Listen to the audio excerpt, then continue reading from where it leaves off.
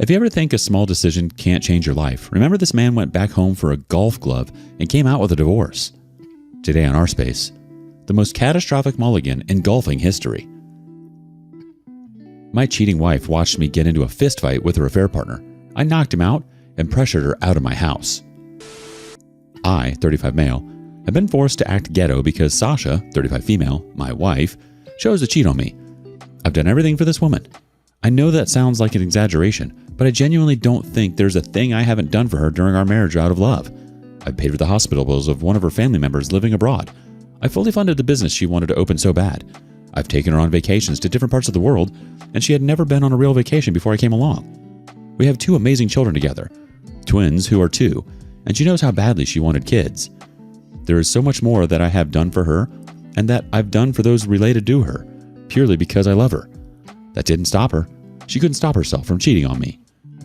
I had no idea whatsoever that she was cheating on me.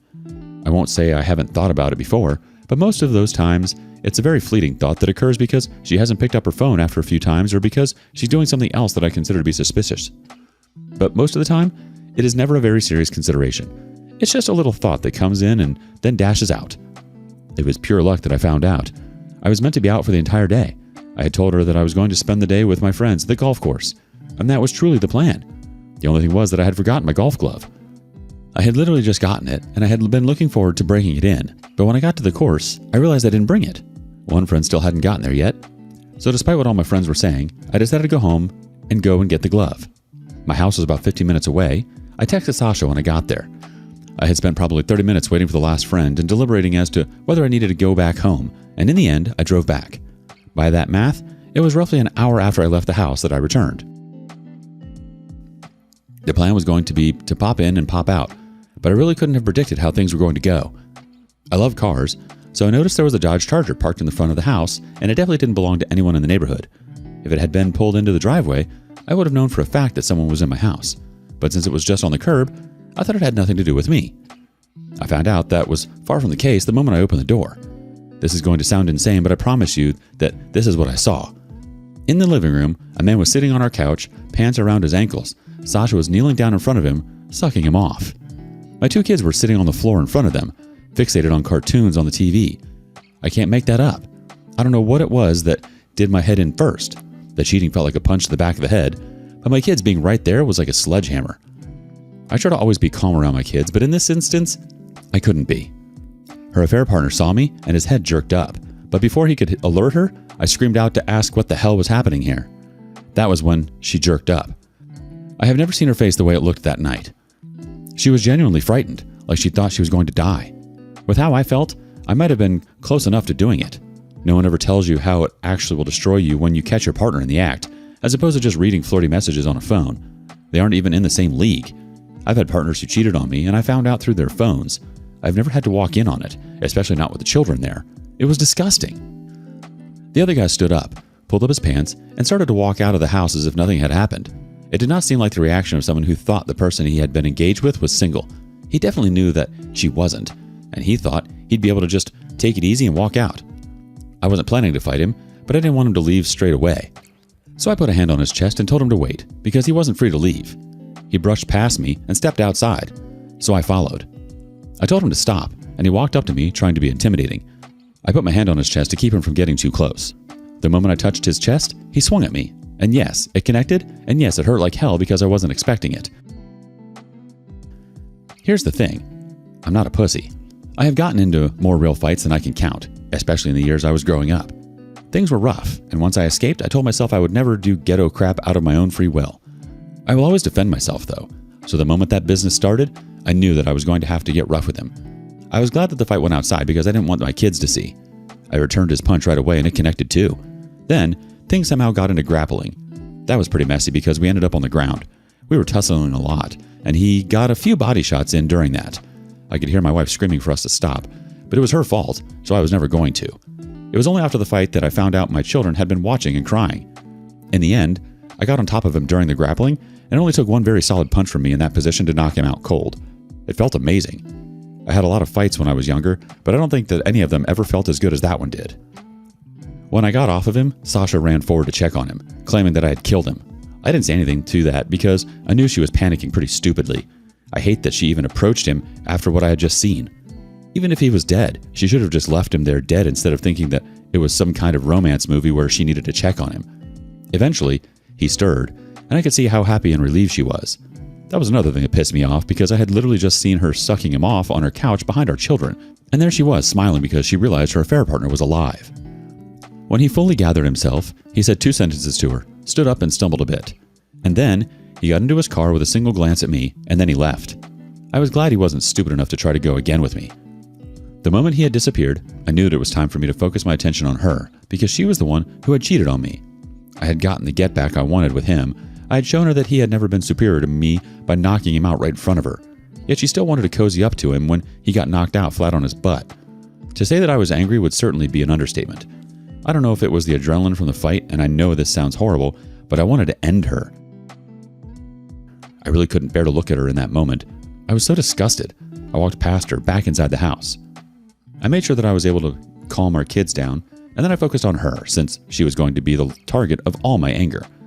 I told the kids to keep watching their cartoons, and then I took Sasha into a completely different part of the house. The first thing she said to me was, "I'm sorry, but I made sure the kids didn't see anything. They didn't see it." First off, her back had been turned toward them, so her affair partner was more likely to be able to say whether they had been seeing anything. I wasn't even surprised that she hadn't bothered lying to claim that I mistook the scene and she was tying his shoe or something. The scene was clear, so she made the right choice of defending the act instead of saying it didn't happen at all. I couldn't be gaslit into that kind of situation. I asked her how she was sure the kids didn't see. Her back was turned while she was choking on her affair partner's penis. I asked her how badly she wanted to cheat on me that she couldn't get a babysitter or find a place for the kids to be. I wanted to know how little I meant to her that she was unsatisfied with me to that extent. She kept interjecting, saying, No, and "It's not like that," to most of the things I was saying. She claimed that I was good in bed and the problem was never me. She said she wasn't satisfied, but not because I wasn't doing enough. She just wanted more than she was meant to want. She knew that it was wrong, but she couldn't help but seek out the extra excitement that she got from another man. It was a tactic that I wasn't expecting, which was her just blaming herself for everything. She didn't even attempt to make herself pitiable. I was just getting more and more pissed off. I started yelling at her, and I took a step closer with my fist balled up. She recoiled very violently. I hated her for thinking that I would ever hit her, but there was a sick part of me that was glad she was scared of me. I liked that. In that very moment, I had so much hate towards her, and short of dying or getting physically injured, I wanted the worst for her.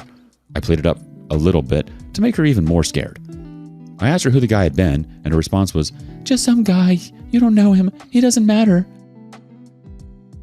I had to scare her into giving me an answer to that, and it was literally some guy who had approached her at Walmart the week before. He knew she was married, as I guessed, but obviously he didn't care. Just from looking at the thug, there was no surprise that he's not the kind of guy with the slightest bit of nobility. Eventually, I was just tired of listening to her. I told her that she had to leave the house. She looked surprised that I had said that, and I asked her whether she was stupid. I had caught her sucking on another man, and she was surprised I was telling her to pack out? "But the kids," was the next thing she said. I pointed out that I could take care of them, but she seemed hesitant, as if I've ever been a bad father for a second of my life. She absolutely refused to leave. She said she'd only leave if they went with her. I ended up giving up and letting her have her way because I was too tired to keep fighting over that. If I was in the kind of country where I could physically throw her out of the house, I would have. But things were already bad enough for me, and I wasn't aiming to make anything worse for myself, especially because I know that a divorce is coming up. And speaking of that divorce, I'm looking for a divorce lawyer already. As soon as I get one, I'm going to make sure that she's served. We might end up living together until the divorce is finalized if she keeps up being stubborn. That's one of the last things that I want to have to deal with. Update 1. To continue from where I left off in the last post that I wrote, I met up with a divorce lawyer, and without wasting much time, I made sure that Sasha, my soon-to-be ex-wife, was served with the divorce papers. I would have liked it to happen when she was at work, but that was a little tougher for certain reasons, so I just had her served at home. She tried to act cool about it, since she was still living with me, but come on, I'm not stupid. I could tell that she was broken by it. On a few occasions, I caught her crying silently to herself. I was sure that she regretted the decision she had made to cheat on me, but at no point did she bother to come and beg, because she was smart enough to know that it wasn't going to yield anything. There was no way in hell I'd take her back. The funny thing is that I still wanted her to beg, because it would help me to know that she actually regretted what she had done. The first thing is that when the divorce started, she ended up being the one caving under the pressure. I was giving her essentially no attention unless it had to do with the twins. She's someone who loves attention on a normal day, and I guess that played a pretty big part in her choosing to cheat on me. She came to me one day and asked if we could at least try to make things normal. She framed it in a way where she wanted me to think that it was because the kids deserved a more normal dynamic between the two of us. But they're each 2 years old. They can't smell the subtext between us. She was the one cracking. When I told her that things were going to remain exactly the way they were, she went all sad. She said it was fine, and then a day or two after that, I saw her packing a bunch of her things. After she was done, she came to tell me that she was going to be leaving the house for a few days. She claimed that she's going to be popping in to see the kids here and there, but they'd be under my care for the most part. Although I knew I was going to be a little overwhelmed taking care of the kids without warning like that, I was glad she was going to be leaving. I hated every second that she was in the house with me, and the mood was clearly off. That's over now, and all I have to do is wait for the divorce to actually come. I'm almost at the end of the journey, boys. It's not the kind of journey that I ever wanted to go on, but sometimes you just have to take the crappy cards that life deals you. In this case, I had no option but to make the best of it. Hopefully, I come out on top in the divorce. I don't have any evidence of her cheating, sadly. I tried to check her phone, but if there was ever any kind of correspondence with the guy in question, she's deleted it. As long as I don't get effed by the court, I will be fine with whatever else happens. I'll see how soon I can update you all once everything is finalized, but honestly, it can't come soon enough. Update 2. If you asked me from the time that me and Sasha got serious, whether I'd believe that she might cheat on me and I ended up divorcing her, I would have said no way. I was such a lover boy back in those days, and I don't blame myself for being that way. But wow, just look at how quickly life changes. Because now, I'm officially back to being single, and it is a rough thing to realize. I thought I had gotten my life all figured out, but now I'm divorced with 2 kids. I'm actually a single father, which is wild. And even if I want to get back into dating, the fact that I have 2 kids means that there's an extra hurdle to cross. Even if I find someone who I like enough. The divorce wasn't too crazy. As you might have guessed, once all our major assets were on the table, she became very unwilling to walk away without a significant chunk of it. What she wants is way more than any reasonable man would be willing to give away, so it shouldn't surprise you that we had no choice but to take things to court.